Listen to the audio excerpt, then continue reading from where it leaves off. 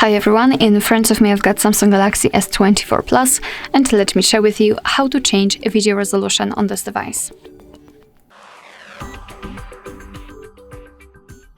So let's start with opening the camera app. Currently we are in the standard photo mode, so let's switch to the video one. Just tap on the video, and if you can see this red dot inside the shutter button, it means that for sure you're on the video mode. So the option connected with the resolution is on the second position from the right, so this FHD 30. Let's simply tap on it, and as you can see we can change the size but also the frames per second. So we've got the FHD, which is currently applied, we've got also the 8K UHD HD and 60 frames per second, and also 30 of course.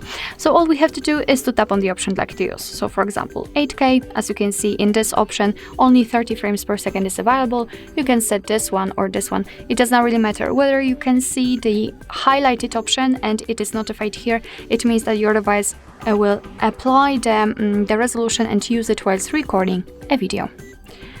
Alright, so that will be all. Thank you so much for watching. I hope that this video was helpful, and if it was, please hit the subscribe button and leave the thumbs up.